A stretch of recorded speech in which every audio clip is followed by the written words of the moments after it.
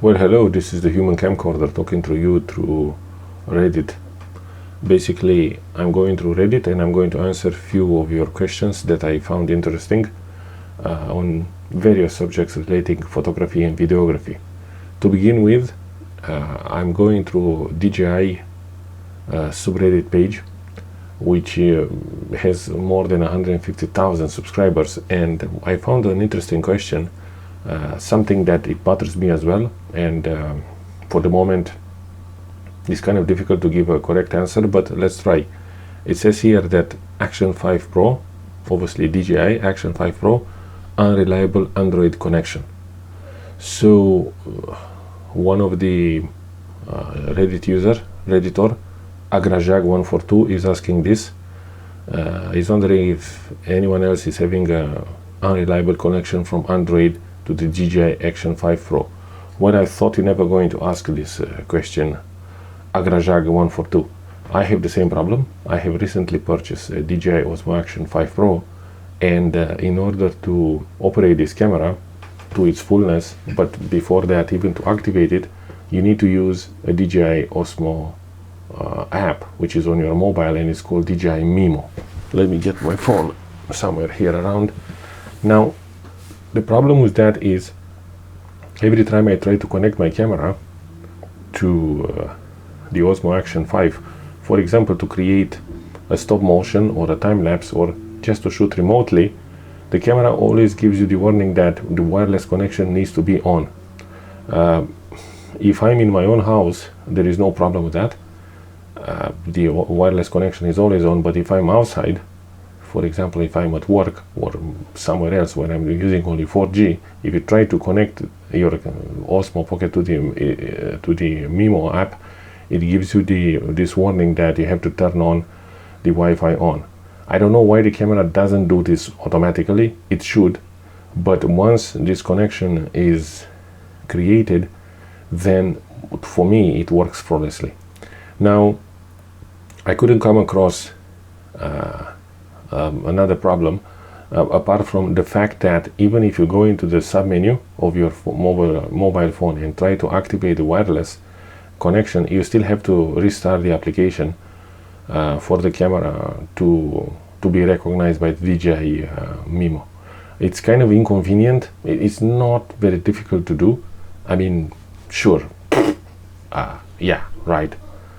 It's just few clicks, but I don't know why this couldn't be happening in the same time. Like once you reactivated the wireless connection, basically the app should recognize your camera. Unfortunately, this doesn't happen. You just have to restart the whole process altogether. But other than that, it's fine. Now, the official response from DJI is there that we're sorry to hear about the inconvenience, and we suggest to restart your phone on your phone Bluetooth and try again. So this answer here tells us that there's nothing wrong from their side. It's just that our user is using a nothing phone. Maybe he should use a Samsung or an Apple, but theoretically it should work with any phone, and it's just an unfortunate coincidence. Anyway, I hope that helped, and we move on to the next topic.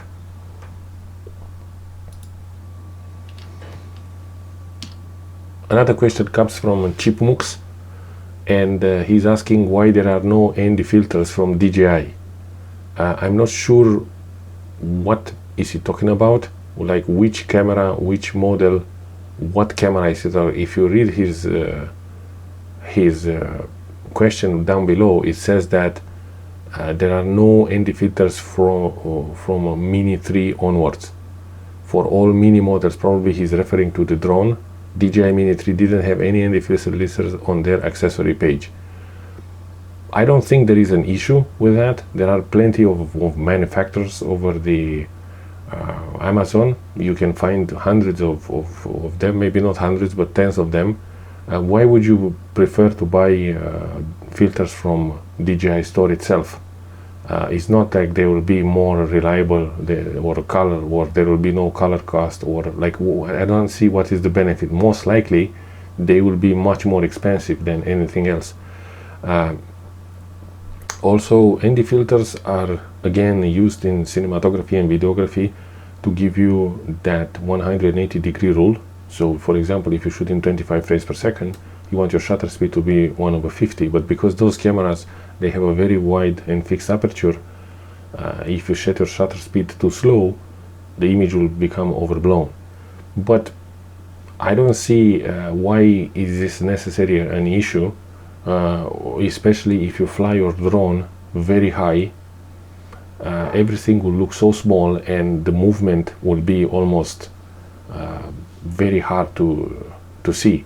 So using an ND filter for a drone, especially if you want to use the 180-degree rule, only applies if you fly your drone low and slow, and there are a lot of things happening in the frame, like people walking, car passing by, something where the motion is quite visible, and that will make sense. Other than that, if you fly at 100 meters height, it won't make any difference if you shoot at 1/500 of a second or 1/50 of a second. You just wasted your money. You also have to remember that when you fly a drone very close to people or buildings, you need special premises for that. So you need to have all sort of diplomas and tests and accreditation in order to be able to fly close to people and crowds of people. So this is not something that may happen on daily basis. Now, unfortunately, most likely a lot of drone users are somehow breaking the law, and they are taking these shots hastily and disregarding anyone's safety. This is a different story. But if you want to go by the book, my dog is barking, but I love my dog. If you want to go by the book, then you should take into consideration that it is better to stay away from people in buildings, when then you will realize that filters may not help you that much as you think. We move on to the next question. Another question comes from TK Present. Those questions are not addressed to me, okay? I just found this topic very interesting and I just want to talk about it.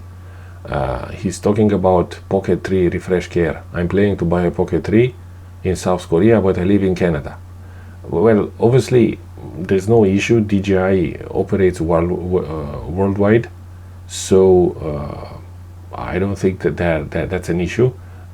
It is an absolute best investment, and I think every company should offer something similar. But obviously when you are shooting with action cam, you respect more of a rough environment, or you can basically lose your equipment if it's a drone or if it's an action cam. For example, if you're a surfer, obviously you can lose your DJI Action 5 into the ocean, so that's it. Now, coming to the camera that he's talking about, the Pocket 3, this camera is beautiful. It costs around 550 here in Europe, and the care refresh is only 35 euros per year. What that means is, if your camera gets broken, or called it fly away, like it falls into a lake, for example, and you cannot recover it, you are still entitled to activate your warranty, and you're going to get a new unit for free, which is absolutely amazing, because you just have to pay another 100 euros or so and you get a new product. But without this cover, basically you have to pay from your own pocket the repairs, if it's possible, or to buy a new unit. For me, it happens recently. I lost in a split of a second my Sony A7CII and the DJI Pocket 3 that was on top of it. They fall into a puddle of seawater. Seawater is very corroded. The Pocket 3 died instantly. I did not have any care refresh on it. I didn't purchase it. And for the Sony A7CII, which is a little bit more rugged, it took few hours. I tried to dry the camera and everything. The seawater corroded the circuits, and now it's beyond repair. I had an insurance for my Sony A7CII. I have no insurance for the Pocket 3, so I had to purchase a new unit with my own money. And yeah, it's the best decision that you can do, and it will apply apparently worldwide. We move on to the next question. The next question comes from Lieutenant_T, and he's talking about DJI Mic 2, if it records 32-bit on Action 4. No, the short answer is no. This microphone, I also have it. I have the DJI and I have the Osmo Action 5 and the Osmo Action 3. With Osmo Action 3 it doesn't work, but it works with Osmo Action 5, Osmo Action 4 and DJI Pocket 3. Now, when you pair them up, and this is almost seamlessly, it works all the time. I never had problem with the connection. What happens is you basically going to have a 24-bit track. This is not going to be 32-bit. In order to activate the 32-bit track, you physically have to press the red record button on the device itself, and only then it will record an auxiliary 32-bit. This microphone has an internal memory, and to take that track out, obviously you have to connect it to the computer, and this is how you download it, and then you sync it with the video file that you have recorded. You can use the DJI Mic 3 probably as an audio recorder as well, and then it will record in 32-bit, but it won't synchronize the audio and video file in 32-bit. That will be 24, which is for me still very good. I don't see any problem with 24-bit. We move on to the next question. The next one is very interesting. It's come from Gat Jess Springer. Probably it's a completely different spelling and pronunciation, but it says that was released 15 hours ago. Today is the 10th of November. So it says here, so with the yesterday new firmware upgrade of the Action 5 Pro, how does the Action 4 compares to it? I tried yesterday to connect my DJI Osmo Action 5 to the DJI Mimo. I heard about this new update. For me, it did not update. It didn't show any further firmware updates. Apparently, the version is 1.02.0330. I don't have the Action 4, so it would be useless, but I can say that there are huge differences though between Action 5 and Action 4 in terms that there is a new processor, potentially new color science, the bit rate is different, and the horizon balance, which is the function that really attracts me, doesn't work as expected. It's kind of slants, the camera kind of slanted, as loses the horizon balance, but I understand that DJI Action 4 had the same issue. I cannot answer this question at the moment. In my opinion, you should always get the latest result. In my opinion, you should also always get the latest iteration of action cams, because those are the ones that will be supported, and the firmware, and you can get first an upgrade in firmware rather than the old generation. My Osmo Action 3 didn't receive an update in so many years now, so I wouldn't purchase it today, even if it costs 200 euros. It's because you're not going to see any further improvements. It is what it is, and a good rule of thumb is always to buy a camera for what it is at the moment of purchasing, not what future firmware are promising you. Like, for example, I'm a member of the Sony FX30 Facebook group, and recently we are bombarded with the fact that next year in September 2025 a new update version will come for this particular camera, and it will allow us to record, for example, B-raw footages through obviously a Blackmagic video recorder. I wouldn't purchase this camera today with this promise in mind, because in 1 year a lot of things can happen. This may not be even true, and sometimes firmware can break your camera completely. So you should buy the FX30 today knowing that you can output with a crop mode in ProRes RAW, if that's the reality that we have today. Thinking that I'm purchasing because I'll be taking advantage of B-raw, it's not wise. If you want to shoot B-raw, you should probably purchase a different camera and take advantage of it today, not hoping that this will come later on in a completely different form. Like, for example, oh, my Sony FX30 will do the same thing. Don't do it. It's not a good policy.